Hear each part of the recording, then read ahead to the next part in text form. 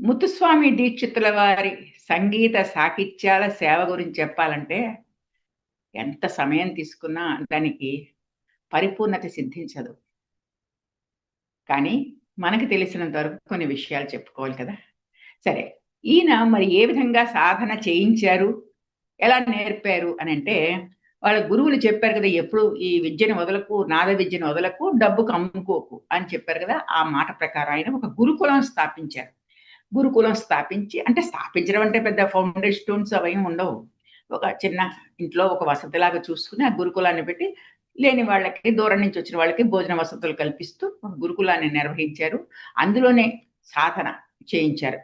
ఆయన రచించిన 400 కీర్తనలు కూడా ఆయన దగ్గరుండి ఆయనే నేర్పించేవారు. అందులో చాలా మంది శిష్యులున్నారాయనకి. ఎందుకంటే ఈయన విధానం అలాగుండేదనమాట.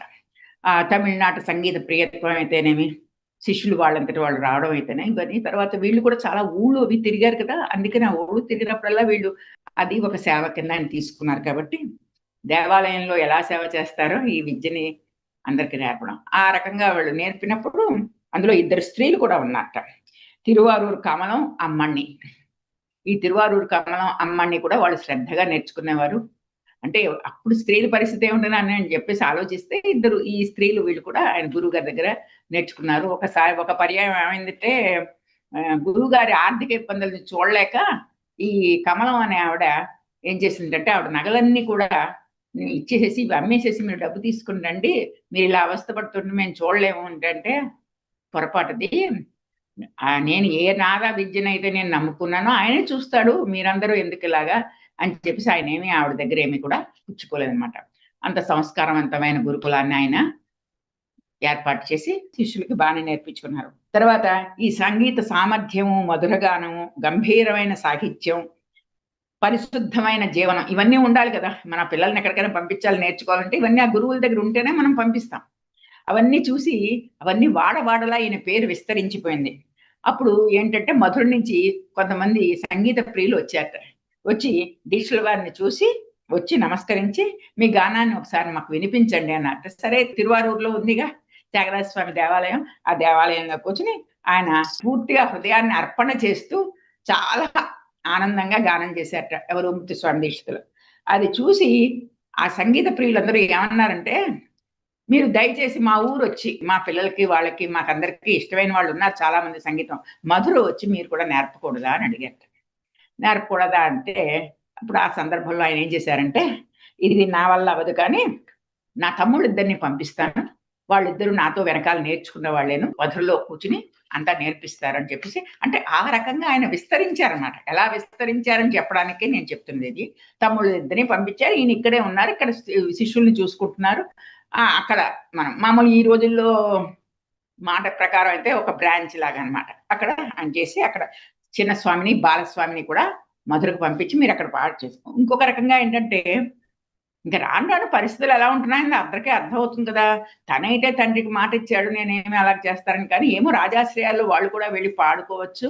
వాళ్ళు కూడా రూ. 10 సంపాదించుకుంటారు. ఎందుకు మనం వాళ్ళని ఆపడం అన్న ఉద్దేశంతోటి ఆయన ఇవన్నీ కూడా దూరదృష్టితో ఆలోచించి మీరు మధుర వెళ్ళండి. అక్కడ సంగీతం నేర్పండి వాళ్ళకి. నేను ఇక్కడ తిరువారూర్‌లోనే ఉంటాను అని చెప్పేసి చెప్పారు. సరే వాళ్ళు కూడా పాపం తమ్ముళ్ళు కూడా ఆ విద్యని నేర్చుకోవాలనుకున్నారు. తర్వాత దాన్ని వ్యాప్తి చేయాలనుకున్నారు. ఇది మన కుటుంబ గౌరవం అని ముఖ్యంగా అనుకున్నారు. అందుకని వాళ్ళు కూడా మధుర వెళ్లి బాగానే నేర్పేవారట.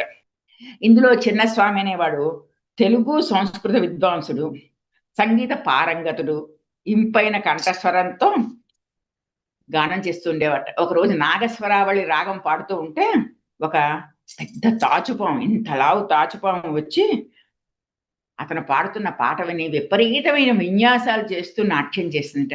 మరి అందరికి చూసే వాళ్ళందరికీ భయమేస్తుంది కదా!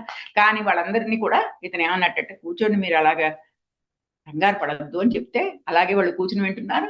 ఆ నాట్యం చేసి అలసిపోయి అది మెల్లిగా ఈయన పాట అయ్యే టైంకి అది కూడా మెల్లిగా తన దారిన తను చూసుకొని వెళ్ళిపోయిందనమాట.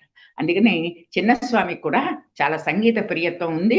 తర్వాత భావం, రాగంలో పాడగలిగిన నేర్పు బాగా ఉండడం వలన ఇది అతని ప్రతిభని ఈ ఉదాహరణ చూపిస్తోంది.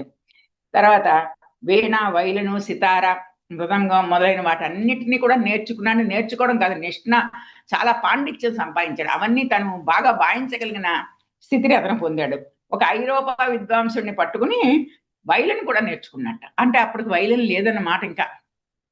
మనకి ఇలాగే తెలుస్తూ ఉంటుంది విషయాలు. ఒక ఐరోపా విద్వాన్ దగ్గర వైలిన్ తీసుకుని దాన్ని కూడా బాగా సాధన చేసి యూరోపియన్ సంగీతం కూడా నేర్చుకున్నట్టు ఆయన. మరి ఈయనే నేర్చుకున్నాడు కదా, అప్పట్లోనే వెళ్ళి హిందుస్థానీ సంగీతం నేర్చుకుని వచ్చాడు కదా.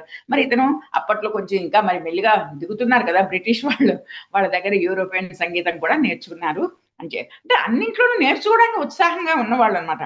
ఈ ఇద్దరు స్వాములు, బాలస్వామి, చిన్నస్వామి కూడా అనేక శ్రీమంతుల వద్దకు వెళ్ళి పాడి వాళ్ళని అందరినీ మెప్పించి అనేక బహుమతులు తీసుకుని పరమానందంగా ఉండేవారట. సంస్థానాధిపతుల వద్ద, మహారాజుల దగ్గర, అందరి దగ్గర వీళ్ళు ఆశ్రయించడం కాదు కానీ వాళ్ళు పిలిస్తే వెళ్ళి పాడడం. మరి పాడినప్పుడు ఏదో ఒకటి బహుమతులు ఇస్తారు కదా, ఆ బహుమతులు స్వీకరించి వాళ్ళ కుటుంబాల్లో వాళ్ళు బాగానే ఉన్నారు. చక్కగానే వాళ్ళు సాధన చేశారు, సాధన చేయించారు. మధురలో మంచి పేరు తెచ్చుకున్నారు. కుటుంబం అంతా మంచి కుటుంబము, మంచి సంగీత సంప్రదాయ కుటుంబము అని చెప్పేసేసి తమ్ముళ్ళకి దగ్గర ఉండి అన్నగారు నేర్పించి విద్యలన్నీ నేర్పించాడు. తర్వాత వాళ్ళందరికీ సాధన చేయించే విధానం నేర్పాడు, మంత్రానుష్ఠానం నేర్పాడు. చక్కని జీవనగతిలో బతకడానికి అవకాశం కల్పించి మీరు బయటికి వెళ్ళండి, అక్కడ మీరు మళ్ళీ వేరే మంచిగా పేరు తెచ్చుకుంటారు, మన కుటుంబం పేరంతా నిలబడుతుంది అని చెప్పేసేసి వాళ్ళకి చెప్పడం వల్ల వాళ్ళు కూడా బయటికి వెళ్ళి మధురలో మంచి పేరు తెచ్చుకున్నారు.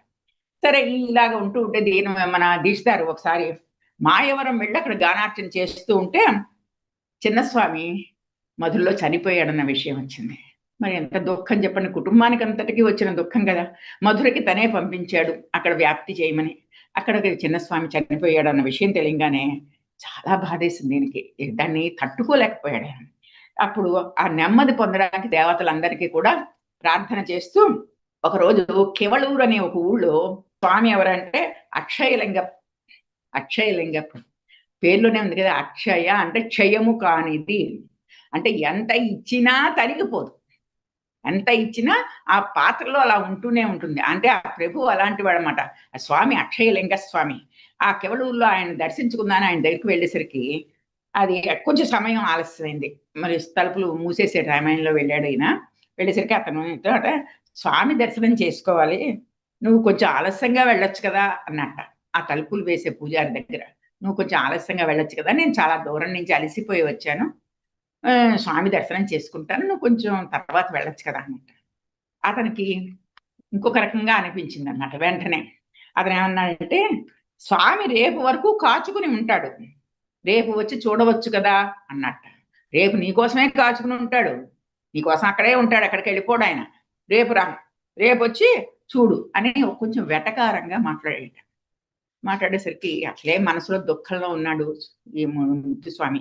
వెంటనే ఏం చేశాడంటే, అక్షయలింగ ప్రభో అంటూ శంకరాభరణ రాగంలో పడ్డాడు. శంకరాభరణం అంటే పామే కదా, మరి అక్షయలింగాన్ని ఆవహించుకుని ఉంటుంది. తర్వాత మనం కోరే కోరికలు, ఆయన ఇచ్చే ప్రసాదం ఎప్పుడు కూడా క్షయం అవదు, ఆయన అలా ఇస్తూనే ఉంటాడు. వీరికి నిన్ననే కదా ఇచ్చాను అని చెప్పేసి అనుకోడు ఆయన. మళ్ళీ వచ్చి ప్రార్థన చేస్తే మళ్ళీ నిమిషంలో ఆ ప్రార్థన కరిగిపోయి మనకి తెలియని విషయాలే మనకి ప్రసాదంగా కూడా ఇస్తాడు, మనకు ఊహించాం అనమాట. అలాంటి విషయాలన్నీ ఆయన ఇస్తాడు అని ఆయన అక్షయలింగ ప్రభు అని చెప్పేసి ఆర్తిగా ఆయన గానం చేసేకల్లా తలుపులు వాటంతా అవి తెరుచుకున్నాయట. ఇది తెరుచుకున్నప్పుడు అది చూసి పూజారి చూసి, ఈయన ఎవరో మహానుభావుడు, నేను పొరపాటున ఆయన్ని కొంచెం వెటకారంగా తక్కువగా చూశాను, క్షమించమని అడిగి తలుపులు పూర్తిగా తీసి నైవేద్య ప్రసాదాలన్నీ సమర్పించి పంపించేట ఆయన. అంటే ఇదే కథలు అందరి దగ్గర వింటూ ఉంటాము, కానీ ఎవరికి జరిగినా జరగచ్చు. ఇది వీళ్ళకే జరగాలి, వాళ్ళకి జరగకూడదని ఏమీ లేదు కదా. ఈ చిన్న చిన్న ఈ మహత్తులు ఉంటాయి చూసారా, అవి మనసుకి చాలా ఆనందం కలిగిస్తాయి, భవిష్యత్తు మీద ఆశ కల్పిస్తాయి. ఈ లోపల ఏమైంది, ఆ మధురలో ఉన్న బాలస్వామికి అన్నగారు చనిపోయేసరికల్లా అతనికి మనసు పాడైపోయింది. ఒకటే కుటుంబం, ఒకటే ఆలోచనలు, ఒకటే ఇది, వేరే ఆలోచనలు, వేరే ప్రపంచం వాళ్ళకి తెలియదు. అన్న వెనకాల ఉండే తమ్ముళ్ళు అనమాట. చిన్నస్వామి ఎప్పుడైతే చనిపోయాడో ఆ బాలస్వామికి కొంచెం మనసు కథావికలమైపోయి అతను ఎక్కడికో వెళ్ళిపోయాడు. ఆ రోజుల్లో మరి ఉత్తరాలు పత్రాలు ఏమీ లేవు కదా, ఎక్కడికి వెళ్ళిపోయాడో తెలియదు, ఎక్కడ ఉంటున్నాడో తెలియదు. ఈ ఇద్దరు తమ్ముళ్ళు సడన్ గా ఇలా కనపడకుండా ఇలా వెళ్ళిపోయేసరికి ముత్తుస్వామి దీక్షితులు గారికి జీర్ణించుకోవడానికి చాలా కష్టమైపోయింది అనమాట. అప్పుడు మధుర వెళ్ళి, అంటే మధుర అమ్మవారిని తలుచుకునే కదా అక్కడ పంపించాడు, అక్కడికి వెళ్ళి మధుర మామవ మీనాక్షి అని తన దుఃఖం అంతా చెప్పుకుని గానం చేసేట.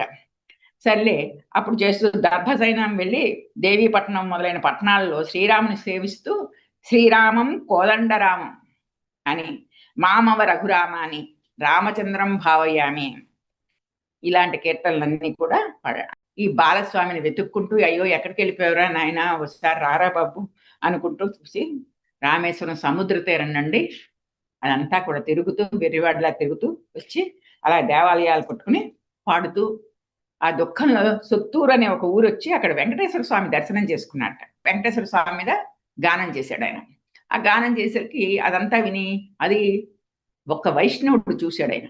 ఈయన్ని చూసి ఆయన అన్నారు, ఎందుకంటే ఇక్కడికి వచ్చారు ఇలాగంటే, ఏదో కబుర్లు వస్తుంది కదా. నాకు మా తమ్ముడు అంటే, దీక్షితులు గారు మీకు తెలీదు, నాకు నిన్ననే తెలిసింది, ఎట్టాయపురంలో ఆ ఎట్టాయపురం జమీందారు గారు పూనుకుని మీ తమ్ముడు బాలస్వామికి వివాహం చేయిస్తున్నాడు అక్కడ, రండి మనం అక్కడికి వెళ్దామండి. అంటే ఇన్ని దేవాలయాలు తిరిగిన ఇది వృధా పోలేదు. అది ఆనందం. అది ఏమీ వృధా పోకుండా ఇక్కడికి వచ్చేసరికి సొత్తూరు వచ్చేసరికల్లా ఒక వైష్ణవ్ చూసి, రండి దీక్షితులు గారు మనం అక్కడికి వెళ్దాం, నాకు నిన్ననే తెలిసింది మీరు ఇలా తిరగడం ఏమిటి ఇలాగా అని పాప ఆయన దగ్గర పెట్టుకుని, పదండి మనం ఎట్టాయపురం పెడదాము అని చెప్పి, అక్కడ మనకి వసతి కూడా బాగుంటుంది, ఇలాగ మీరు గుళ్ళు పట్టుకుని ఊళ్ళు పట్టుకుని తిరుగుతుంటే మీరెవరో వాళ్ళకి తెలియక మీరే సరిగ్గా గౌరవం పొందకుండా ఇలాగా తిరుగుతూ ఉంటే మాకు బాధగా ఉంటుంది, మీకు మీరింత పండితులు, మీ పాండిత్యం చూసి గౌరవించే వాళ్ళ దగ్గరికి వెళ్ళాలి కానీ ఇలా తిరుగుతున్నారు ఏమిటి అని చెప్పేసి కొన్ని అనునయ వాక్యాలు పలికి ఆయన ఎట్టాయపురం తీసుకెళ్ళడానికి బండెక్కిచ్చాడు. అలాగా ఎంత మంచి మాట చెప్పో, పద మనం వెళదాము ఆ ఊరు ఎట్టాయపురం వెళ్దాం అని చెప్పేసి బండెక్కి వెళ్తున్నాడు. వెళ్తుంటే అక్కడ దారిలో ఏమైందంటే, మధ్యలో దారంతా కూడా ఈయన స్కందుని తలుచుకుంటూనే వెళ్తున్నాడు. ఎందుకంటే మరి ఇన్ని మంచి మాటలన్నీ వస్తున్నాయి. ఒకప్పుడు ఒక పరిస్థితిలో అన్ని దుఃఖమే, అంతా దుఃఖమే. ఇప్పుడు ఈ పరిస్థితి మారింది. సరే చనిపోయిన వాడు ఎలాగో చనిపోయాడు, కనీసం వీడు బతికున్నాడని తెలిసింది, వీడు జమీందారు గారి ఆశ్రయంలో ఉన్నాడు అన్న విషయం తెలిసి చాలా ఆనందించుకుని సరే వెళ్తున్నారు. వెళ్తూ అలాగా స్కందుని తలుచుకుంటూ వెళ్తున్నారు అనమాట. ఇక్కడ బండెక్కి చేస్తూ ఉంటే దారిలో బీడు పడిపోయిన భూములు, అంటే పట్టుకుంటే ఇసకలా పడుతూ ఉంటుందన్నమాట. అక్కడ ఎన్ని నీళ్లు పోసినా, అక్కడ ఎంత మనం ఎరువులు వేసినా ఇంకేం ఒక్క మొక్క మొలవదనమాట. అలాంటి ప్రాంతంలో ఈ బండి పెడుతోంది. ఏమిటిది? అన్ని చోట్ల బాగా మరి మధుర అటువైపు అంతా మరి బాగుంటాయి కదా, తంజావూరు తిరువారూరు అటువైపు అంతా బోల్డ్ పంటలు. మరి అలాంటిది ఇక్కడికి వచ్చేసరికి ఈ బీడు పడిపోయిన భూములు ఏమిటి, ఇలా ఉన్నది ఏమిటి అని చెప్పేసి అనేసరికి, ఇక్కడ వర్షాలు పడవండి, ఇక్కడ జనం అంతేనా నానా అవస్థలో పడుతూ ఉంటారు, ఈ భూముల్లో ఏమీ పండవు అని అతను చెప్తాడనమాట. చెప్తుంటే అప్పుడు అతను ఏం చేసి దిగి ఆ బండి దిగి భూమాతకి నమస్కారం చేసి, తల్లి ఎలాగో అలాగ వీళ్ళని రక్షించి, అక్కడ ఏమి లేదు, వర్షం లేదు. దగ్గర అమృత వర్షిణి రాగంలో ఆనందామృత వర్షిణి అని ఒక కీర్తన గానం చేశాడు. ఆనందామృత కర్షిణి అమృతవర్షిణి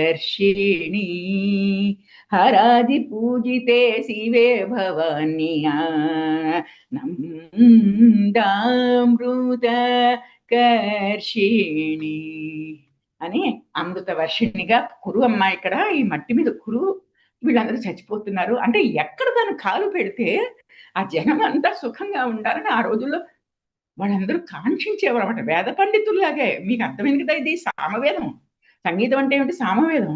అలాగే వేద పండితులు ఆశీర్వదిస్తే ఎలా జరుగుతుందో ఈ సంగీతం సామవేద ప్రియులు వీళ్ళందరూ కూడా వాళ్ళు సాధించిన వాళ్ళు అమృత వర్షం రాగం పాడంగానే అలా మబ్బులన్నీ వేసేసేసి గబగబా వర్షం పడిపోయింది.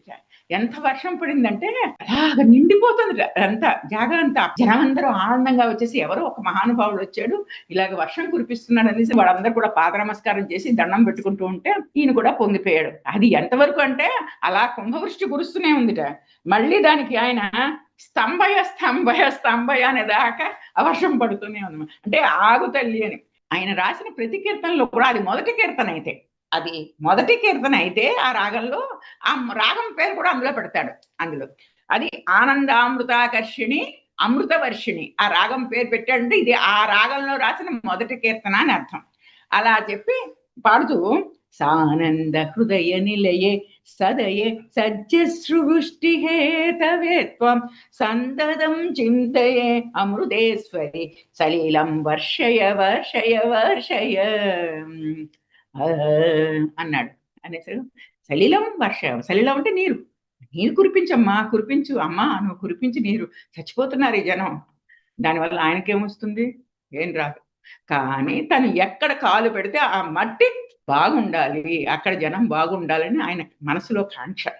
సరేసరికి ఇప్పుడు స్తంభయ్య, స్తంభయ్య అని చెప్పేసేసి మనకి వరదలొచ్చేస్తే ఏకంగా కాలువలు ఏకంగా అయిపోతాం కదా బాబు! ఏం వర్షాలు అన్నట్టుగా అయిపోతాం కదా! అలాగా ఆయన మళ్ళీ స్తంభయ్య, స్తంభయ్య అంటే గాని మళ్ళీ వర్షం ఆగలేదట. ఇది చూసి ఇంత వర్షం పడిపోయేసరికి ఆ ఎట్టాయపురం జమీందారు గారు స్వయంగా బండెక్కి గబగబా వచ్చి ఎవరో మహానుభావుడు మన ఊళ్ళోకొస్తున్నాడు. అందుకే ఇంత కుంభవృష్టి కురిసిపోయింది. ఇంత మేఘాలొచ్చేసి ఇంత కుంభవృష్టి కలిసింది. అందుకని మన జనమందరికీ కూడా ఆనందమైపోయింది అని చెప్పేసి పాపం ఆయన బండి తీసుకొని వచ్చాట. వచ్చేసరికి ఆయనతో పాటు తమ్ముడు కూడా వచ్చాడు. వచ్చేది మా అన్నగారే అయ్యుంటాడు.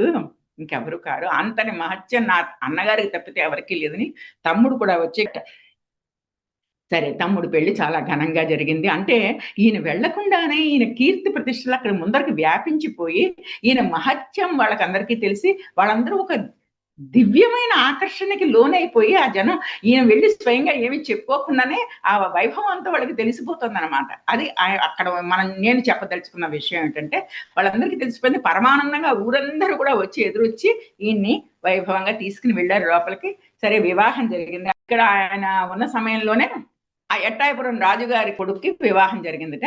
దాంట్లోనేమో ఈ తమ్ముడు బాలుస్వామి కచేరీ పెట్టించట. సరే అంటే తమ్ముడు వివాహం చూశాడు ఆనందం. కానీ తమ్ముడి కృషి చూడొద్దు. కృషి చేస్తే కదా గురువు కింద తనకి ఆనందం. గురువుగా తన శిష్యుడి యొక్క వైభవం చూడాలి కదా! ఎంత నేర్చుకున్నాడు, ఎంత సాధన చేశాడని. సరే అప్పుడు ఆ రాజుగారి కొడుకు వివాహంలో ఇతని కచేరీ పెడితే, ఆ కచేరీ విని చాలా ఆనందించి, నా తమ్ముడు బాగా వృద్ధిలోకొచ్చాడు.